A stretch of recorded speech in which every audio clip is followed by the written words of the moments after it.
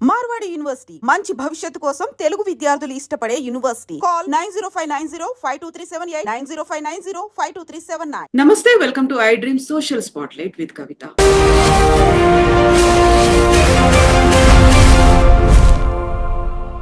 పహల్గామ్ లో దారుణం జరిగింది. కొన్ని ఏళ్ల తర్వాత ఒక రక్తపాతాన్ని చూశారు కశ్మీర్ ప్రజలు. అమాయకమైనటువంటి ప్రాణాలు పోయాయి.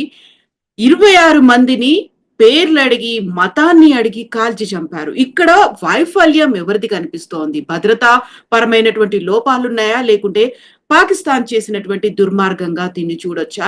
ఎందుకని కశ్మీర్ లోయలో ఇలాంటి రక్తపు పారుతున్నాయి? బోల్డెన్ని క్వశ్చన్స్ ఉన్నాయి. మనతో పాటుగా ఉన్నారు లోక్ సత్తా ఫౌండర్ డాక్టర్ జయప్రకాష్ నారాయణ గారు. సార్ నమస్తే. నమస్తే కవిత. సార్, కశ్మీర్ అనగానే మనకి అందాల లోయలు ఇవన్నీ కనిపిస్తూ ఉంటాయి. కొన్నేళ్ల పాటు ప్రశాంతంగా ఉంది అనిపించింది. ఇప్పుడేంటి సార్ ఇంత సడన్ గా 26 మంది ప్రాణాలు కోల్పోవడం? ఏం జరుగుంటుంది అనుకుంటున్నారు? ఎక్కడ లోపం కలిగింది? కవిత, మనం 2 విషయాలు ఉగ్రవాదాన్ని గురించి గుర్తుంచుకోవాలి. మొట్టమొదటిది ఎసిమెట్రిక్ వార్ఫేర్. అంటే ఒక దేశంలో కానీ, ఒక నగరంలో కానీ, రాష్ట్రంలో కానీ జీవితాన్ని అల్లకల్లోలం చేయాలంటే పెద్ద యుద్ధం చేయక్కర్లా, వేల మంది సైనికులు అక్కర్లా.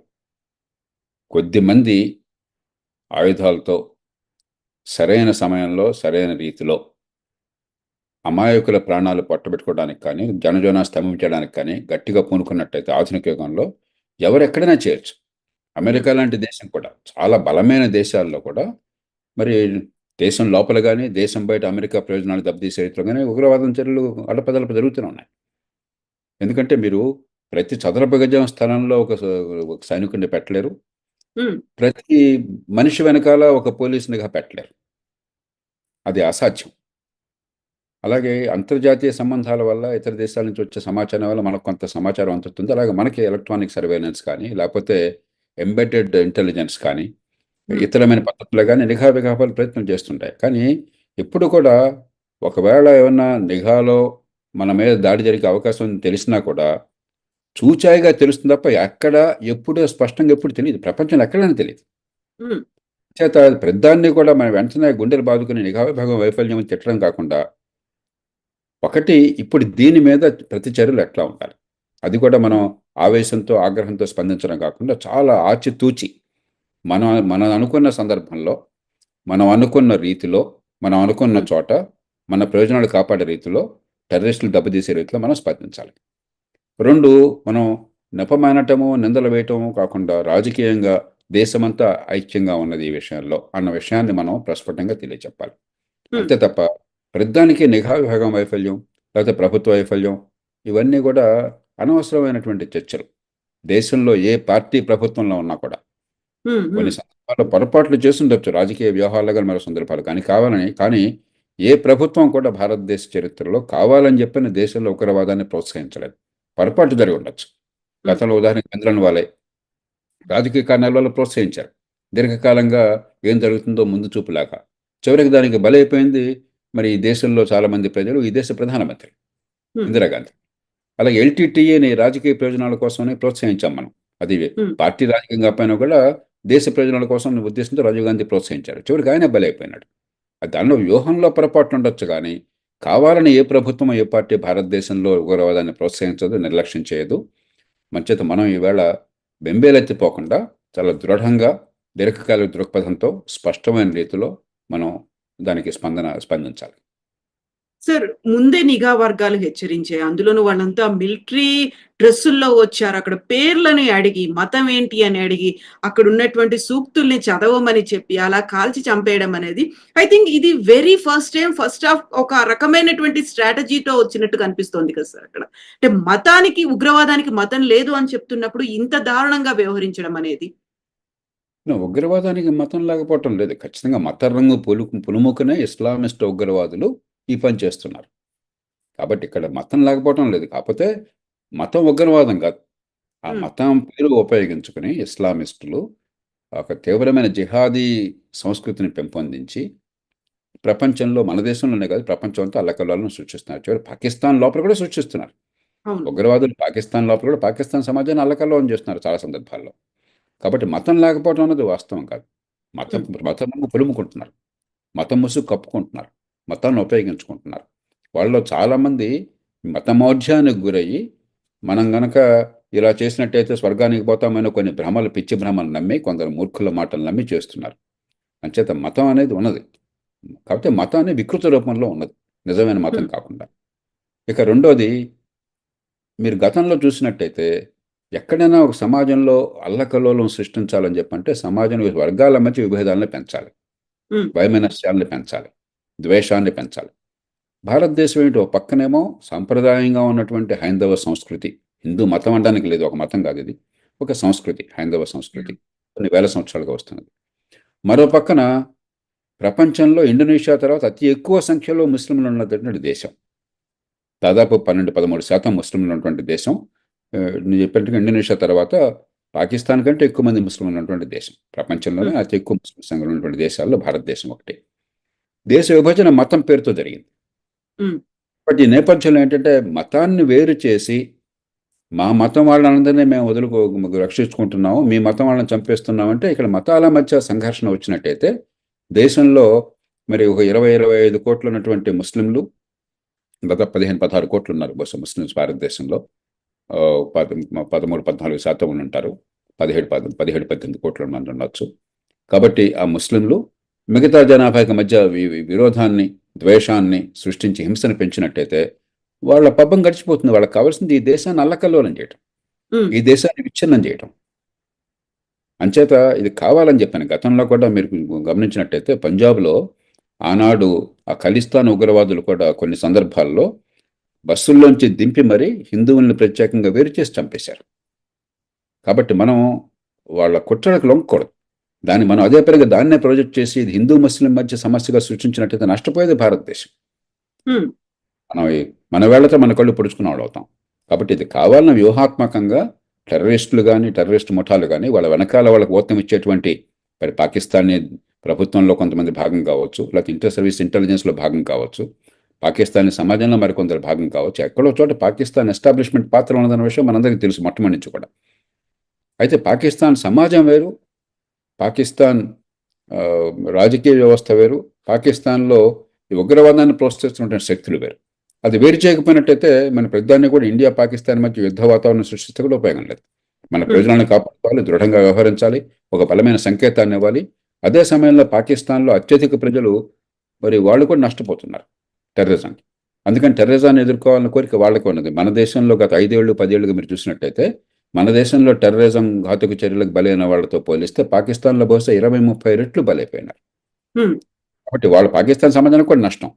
ఆ విషయం గుర్తిరిగి మనం చాలా సంకల్పంతో వ్యవహరించాలి, చాలా సునిశ్చితంగా వ్యవహరించాలి. ఖచ్చితంగా మన దేశ ప్రయోజనాలను కాపాడాలి.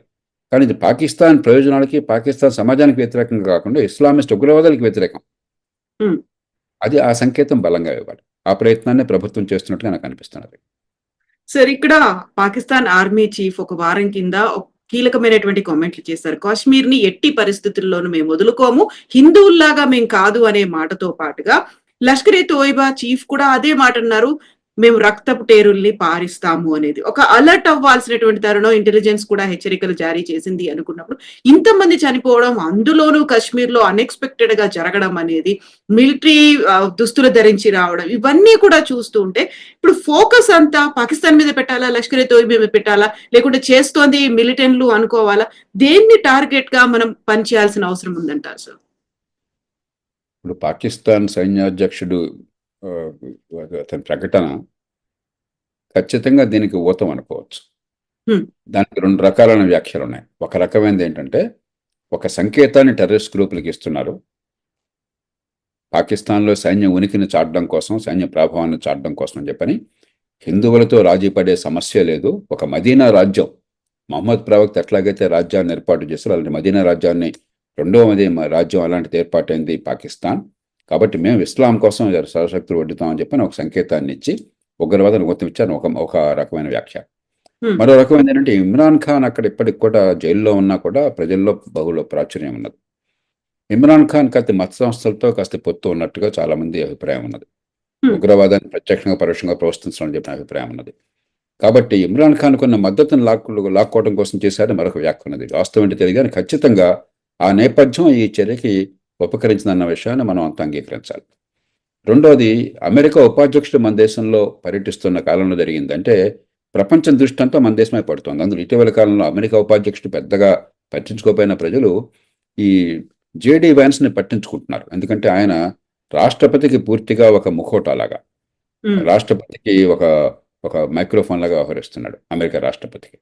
కాబట్టి అమెరికా భావాలని యూరోప్లో ఈ మధ్యకాలంలో వివాదాస్పద ప్రకటనలు కావచ్చు, మరికొన్ని కావచ్చు, చాలా ప్రస్ఫుటంగా బలంగా వినిపిస్తున్న వాణి ఉపరాష్ట్రపతి. కాబట్టి ప్రపంచం దృష్టి అంతా కూడా అమెరికా ఉపరాష్ట్రపతి ఎక్కడికి వెళ్ళినా ఆయన మీద ఉంటున్నది, ఒక రాష్ట్రపతి వెళ్ళిన స్థాయిలో ఉంటున్నది. కాబట్టి ఆయన ఉన్నప్పుడు జరిగితే ప్రపంచం అంతా ఆకర్షిస్తుంది. ఉగ్రవాదుల ప్రధాన ప్రయత్నం ఏమిటి? దేశం లోపల అల్లకల్లోలం సృష్టించడం. రెండు, ప్రపంచం దృష్టి మొత్తాన్ని ఆకర్షించడం. వాళ్ళు ఏం చేసినా కూడా ప్రపంచం మొత్తం చూడాలి, నిర్ఘాంతపోవాలి. ఇది వాళ్ళు ఏ అంశాన్ని కోరుకుంటున్నారో అది ప్రధానమైన అంశంగా, చర్చాంశంగా రావాలి. కాబట్టి ఈ రెండు వెనకాల దాగున్నట్టు కనిపిస్తున్నది. కాబట్టి ఖచ్చితంగా దీనిలో పాకిస్తాన్ సమాజం మొత్తంలో భాగస్వామ్యం లేకపోయినా కూడా పాకిస్తాన్ సైన్యం కావచ్చు, ఇంటర్ సర్వీసెస్ ఇంటెలిజెన్స్ కావచ్చు, పాకిస్తాన్ ప్రభుత్వంలో కొన్ని వర్గాలు కావచ్చు, నిఘా విభాగం కావచ్చు, వాళ్ళ మద్దతు ఉన్నదన్న విషయం అందరికీ తెలుసు. మన దేశం మీద దాడి చేయడం కోసం చెప్పాను. రెండోది, ఖచ్చితంగా ఆ నేపథ్యంలో ఎలాంటి దాడులు జరిగే అవకాశం ఉందని చెప్పి మనం ఊహిస్తాం. నిఘా విభాగాలు కొంత సమాచారం కూడా అందవచ్చు. కానీ ఇందాక నేను చెప్పాను, నిర్దిష్టంగా ఫలాని చోట, ఫలాని రోజు, ఫలాని రీతిలో అన్నది ఎవరికి తెలియదు. మన దేవుళ్ళం కాదు. ఎవరికి కూడా ఖచ్చితంగా ఇలాంటి పహల్గాంలో ఈ రీతిన, ఈ రోజున ఇలా చేస్తారనేది ఎవరు ఊహించలేరు. మనం ఎంత జాగ్రత్త అప్రమత్తంగా ఉన్నా కూడా మరి ప్రతి మనిషికి ఒక సైనికుడిని పెట్టలేం, ప్రతి చోట ఒక పోలీసు అధికారినో పోలీసు సైనికులను పెట్టలేం. ప్రపంచంలో ఏ దేశంలోనూ పెట్టలేరు. చైనా లాంటి దేశంలో ఏమిటంటే అంతర్గతంగా ప్రజలకి ఏ స్వేచ్ఛ లేదు కాబట్టి, ఒక టొటాలిటేరియన్ ప్రభుత్వం, సమాజం మొత్తాన్ని సర్వవ్యాపితమైన ప్రభుత్వం కాబట్టి, మానవ హక్కులన్న సమస్య లేదు కాబట్టి, చట్టబద్ధ పాలన గొడవ లేదు కాబట్టి, చైనా లోపల పూర్తిగా ప్రభుత్వ సరాధికారులపై అవసరమైతే 1000 మందిని ఊచకోతకు వస్తుంది. చైనా అలాంటి జరిగింది అనుకోండి, వాళ్ళకి అనుమానం వచ్చింది అనుకోండి, ఒక 100 మందిని కపాలు చేసి రేపు పొద్దునకల్లా ఉరి తీస్తే కూడా అడిగేవాళ్ళు అక్కడ. మనం ఒక ప్రజాస్వామ్య సమాజంలో ఉన్నాం, ఒక రాజ్యాంగబద్ధమైన సమాజంలో ఉన్నాం, హక్కులను కాపాడే సమాజంలో ఉన్నాం, న్యాయ వ్యవస్థ ఉన్న సమాజంలో ఉన్నాం. కాబట్టి మనకి ఆ న్యాయ వ్యవస్థ పరిధి లోపల, రాజ్యాంగ పరిధి లోపల పనిచేయాలి. అలా ఉన్న ఏ దేశంలోనా కూడా మీకు ఎప్పుడో ఒకటి ఇలాంటి ఇబ్బందులు వచ్చే అవకాశం ఉంటుంది. నిరంతర నిఘా ఉండడము, అవి వచ్చినప్పుడు సరిగ్గా స్పందించడము, దీర్ఘకాలంలో ఇలాంటి అవకాశం లేకుండా, ఉదాహరణకు జమ్మూ కాశ్మీర్లో ఆర్థికాభివృద్ధి, ఆ ప్రజలను విశ్వాసంలోకి తీసుకోవటం, ఒక తరం కాలంలో మా పిల్లల భవిష్యత్తు ఈ దేశంతో ముడిపడి ఉన్నది. ఇక్కడ ఏమన్నా కనుక ఇప్పుడు గతంలో ఈ గందరగోళం చేస్తే రేపొద్దు ఈ దారుణం వల్ల అక్కడికి టూరిస్టులు వెళ్ళటం ఆగిపోతే నష్టం వారికి, కాశ్మీర్ ఆర్థిక వ్యవస్థకి. కాబట్టి కాలక్రమేణా కాశ్మీర్ సమాజం, కాశ్మీర్ ప్రజలు దీనికి వ్యతిరేకమయ్యే పరిస్థితి తీసుకురావాలి. ఇప్పటికి కూడా మెజారిటీ వ్యతిరేకమని నేను భావిస్తున్నాను. 100కి 99 మంది, 100కి 100 మంది వ్యతిరేకమయ్యి కొద్దిమంది ఇలా ఉన్న వాళ్ళని వేరి పారేసే రీతిలో తీసుకొచ్చే సమాజాన్ని దీర్ఘకాలంలో సృష్టించాలి. ఈ మధ్యకాలంలో మరి సందర్భాన్ని బట్టి ఘాటుగా స్పందించాలి, చాలా విజ్ఞతతో స్పందించాలి. సరే, ఇప్పుడు అంతమంది ముష్కరులు వచ్చారు, పహల్గాంలో దాడికి దిగారు అని అంటే అక్కడ స్థానికుల సహకారం కూడా ఉంటుంది. ఆ టైంలో అక్కడ ఎలాంటి స్ట్రాటజీ అవలంబించాలి? ఎంతసేపు మనం అక్కడ పాకిస్తాన్లోనో, లష్కర్-ఏ-తోయిబానో, మిలిటెంట్లు వీళ్ళ మీద మనం ఫోకస్ పెడుతున్నాము, ఇక్కడ ఉన్నటువంటి వాళ్ళని ఎలా సెట్ చేయాల్సినటువంటి అవసరం ఉందంటారు సార్? ఇది మనం కొత్తగా చెప్పాల్సిన అవసరం లేదు కవిత, అక్కడ చేస్తున్నారు. ఇప్పుడు మనం పోలీసులు బాగా తిడతాం, నిఘా విభాగాన్ని తిడతాం, కానీ వాళ్ళు చేస్తున్న పనిని మనం గమనించాం. ఉదాహరణకి కొంచెం దూరం వెళదాం. తెలుగునాట గతంలో ఈ పీడబ్ల్యూజీ, పీపుల్స్ పార్కుల ప్రభావం ఉంది. ఎలా అంతమైంది? మన మాటల వల్ల కాదుగా. పోలీస్ యంత్రాంగం, నిఘా విభాగాలు, ప్రభుత్వంలో వివిధ శాఖలు కలిసి సమన్వయం చేసినాయి కాబట్టి, అలాగే జాతీయ స్థాయి ప్రభుత్వం, రాష్ట్ర ప్రభుత్వం సమన్వయం వ్యవహరించినాయి కాబట్టి దాన్ని ఆ ప్రమాదం తొలగించగలిగారు. ఇంకా ఇతర రాష్ట్రాల్లో ఉన్నది, ఛత్తీస్గఢ్లో ఇంకా ఉన్నది. కాలక్రమేణా మన నుంచి వాళ్ళు నేర్చుకోవాలి, వాళ్ళ నుంచి మనం నేర్చుకోవాలి. అట్లాగే పంజాబ్లో గతంలో ఉగ్రవాదాన్ని చూసాం. మరి కొన్ని సందర్భాల్లో కఠినంగా వ్యవహరించాలి, కొన్ని సందర్భాల్లో ఉదారంగా వ్యవహరించాలి. మనం ఉగ్రవాదుల మీద తీవ్ర చర్యలు తీసుకుంటేనే సమాజాన్ని దూరం చేసుకోకుండా ఉండాలి. ఆ ప్రయోగాలు జరిగినాయి కాబట్టే చాలా నష్టం జరిగింది. ఒక ప్రధానమంత్రిని కోల్పోయాము మనం. ప్రధానమంత్రి పదవిలో ఉన్న ప్రధానమంత్రి ఇందిరాగాంధీ గారిని 44 అక్టోబర్ 31 కోల్పోయినాము. ఆ తర్వాత ఒక ముఖ్యమంత్రి బియాన్ సింగ్ని కోల్పోయినాము అక్కడ. కొన్ని సందర్భాల్లో ఎన్నికల్లో 5-10% మంది ఓట్లు వేశారు రాష్ట్రం మొత్తంలో, అయినా కూడా మనం నిబ్బరంగా నిలబడ్డాము. దీర్ఘకాలంలో పంజాబ్లో ఉగ్రవాదం తొలగిపోయింది. అలాగే కాశ్మీర్లో కూడా అంచేత ఒకటి స్వల్పకాలిక వ్యూహము, టెర్రరిజాన్ని అంతం చేసే వ్యూహం ఒకటి. 2 దీర్ఘకాలికంగా సమాజం మొత్తాన్ని భారత జీవన స్రవంతిలో భాగం అన్న విషయాన్ని గుర్తు చేస్తూ వారి భాగస్వామ్యాన్ని ఇస్తూ టెర్రరిజాన్ని వాళ్ళు ఎదుర్కొని ఏర్పాటు చేయడం 2 రెండింటిని కలపాలి. ఆ ప్రయత్నం జరుగుతోంది. మనం కొత్తగా వాళ్ళకి ఉపన్యాసాలు ఇవ్వనక్కర్లేదు. ఆ ప్రయత్నం జరుగుతోంది ఈ దేశంలో. అది ఖచ్చితంగా దీర్ఘకాలంలో ఫలితాలను ఇస్తుంది. కానీ మధ్యలో ఒడిదుడుకులు తప్పదు. ఎందుకంటే ఈ టెర్రరిస్టులుగా పాత్ర పోయినట్టయితే లక్షల తోబేగాని మరొకటి నాయకత్వంగా వాళ్ళ మహావరు చూస్తారు. వాళ్ళ గురించి మీరు నేను ఎందుకు మాట్లాడుకుంటున్నాం? ఆ దుర్మార్గులు చేసిన ఈ దుశ్చర్య వల్ల మాట్లాడుకుంటున్నాం. కాబట్టి వాళ్ళ ఉనికే ఇలాంటి చర్యల మీద ఆధారపడినప్పుడు కొన్ని చోట్ల ఇలాంటివి జరుగుతుంటాయి. కాబట్టి ఇలాంటి చర్యలు ఉన్నప్పుడు 2 రకాలుగా మనం ఉంచుకోవాలి. ఒకటి, టెర్రరిజం పెరుగుతోంది అనడానికి సంకేతం కొన్ని చోట్ల.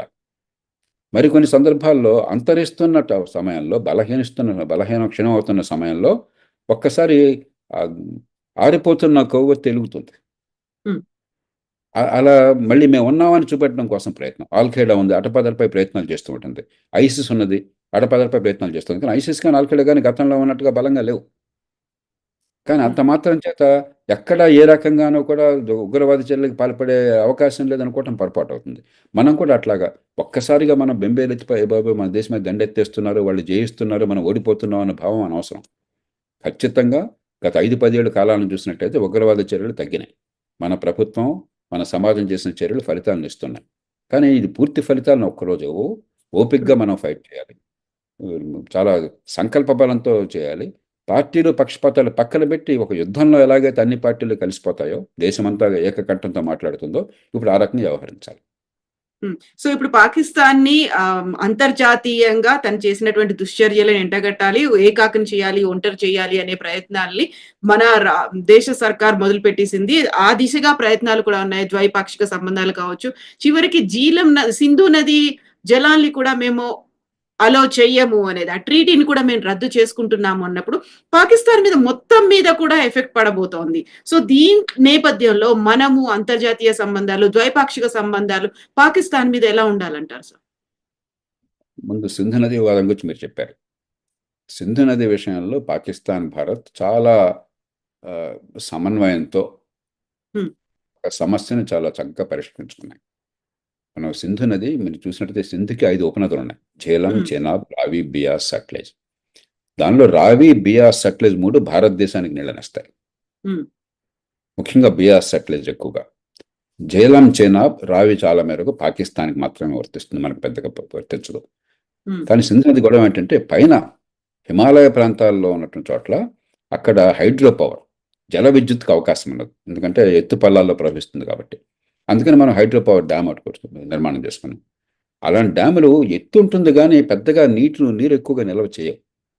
ఎక్కడ హైడ్రో పవర్ డ్యామ్స్ ఉన్నత స్థాయిలో మనం కొండల్లో, పర్వతాల్లో చేసినా కూడా నీళ్ళని ఎక్కువ నిల్వ చేయదు. కాబట్టి ఎప్పుడు నీళ్లు వదలాలి, ఎంత మేర నిల్వ చేయాలి, ఈ విషయంలో ఒక ఒప్పందాన్ని చేసుకుంటూ ఆ సింధు నది ఒప్పందంలో ప్రపంచ బ్యాంక్ కట్టబెట్టాం మధ్యవర్తిత్వాన్ని. ఆ మధ్యవర్తిత్వంతో చక్కటి ఒప్పందం వచ్చింది.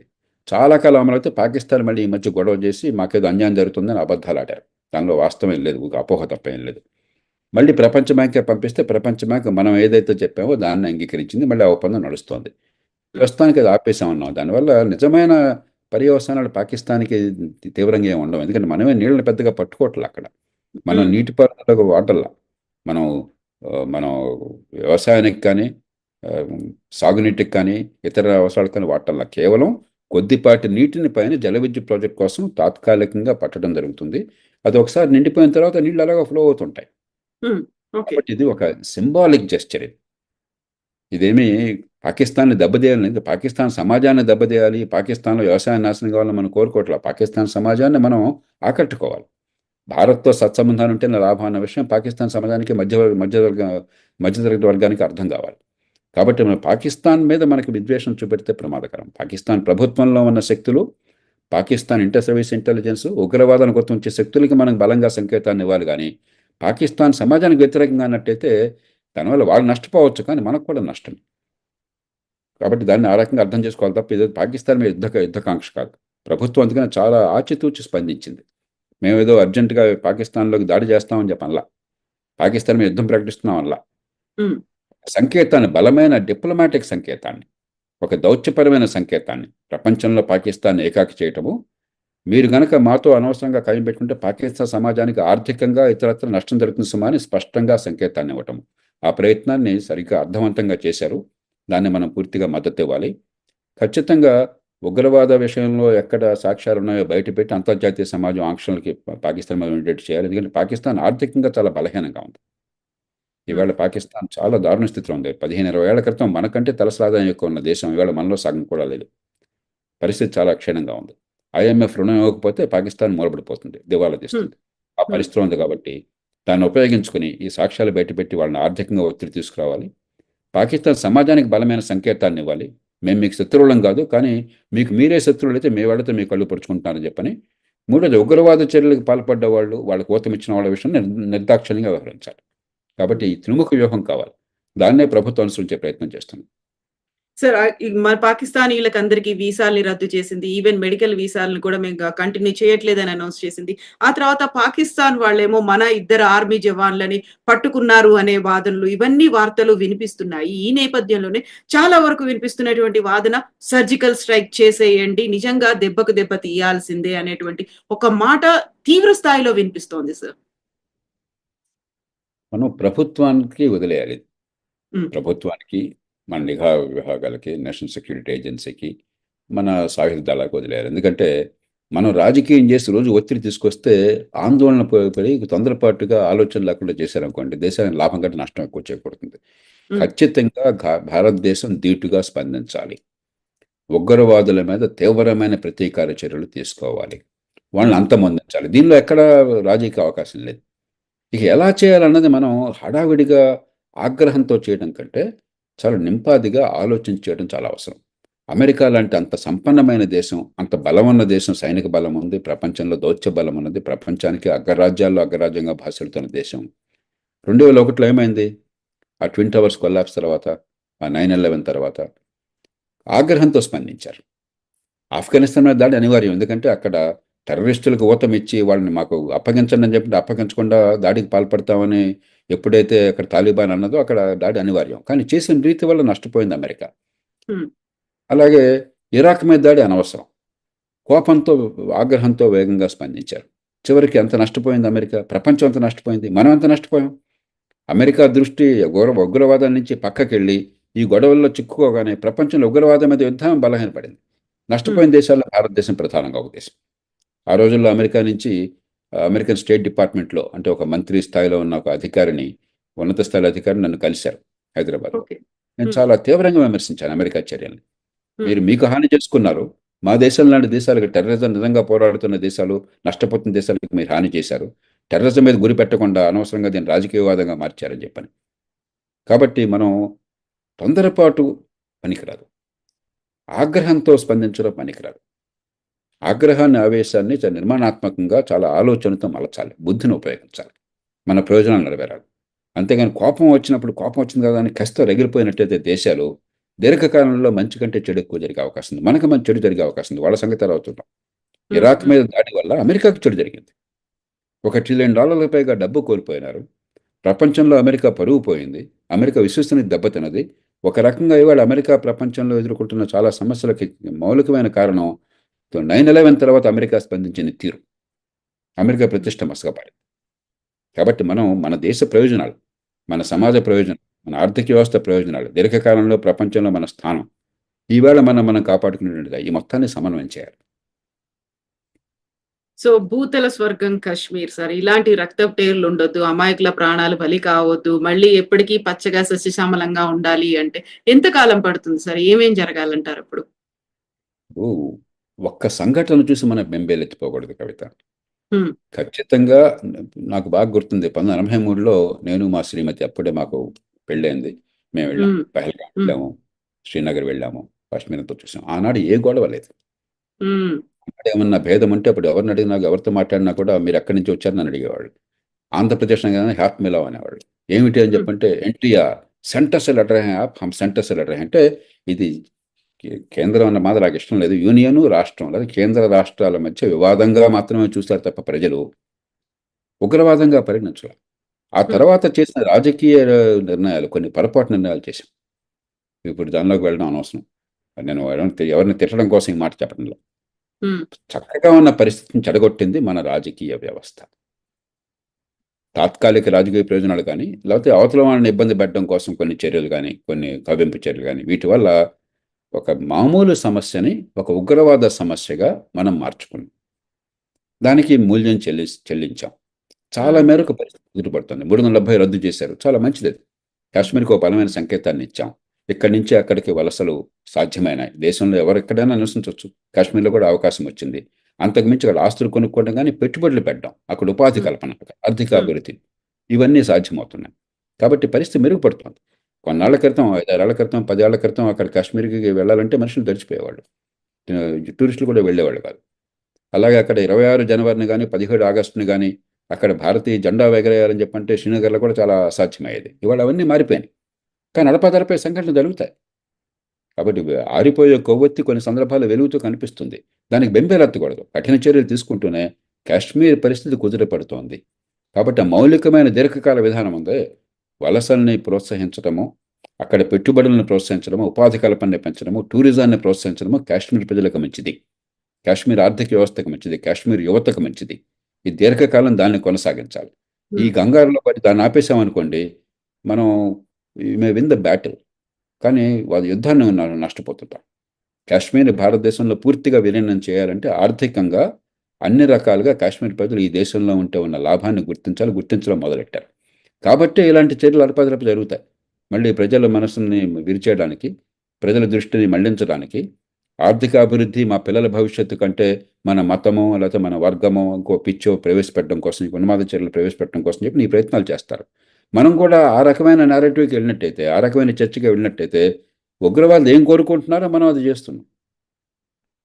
కాబట్టి దానికి సరిగ్గా స్పందించాలి. అదే సమయంలో దీర్ఘకాలంగా కాశ్మీర్ని దేశ స్రవంతిలో పూర్తిగా అంతర్భాగం చేసే చర్యలు మొదలెట్టారు.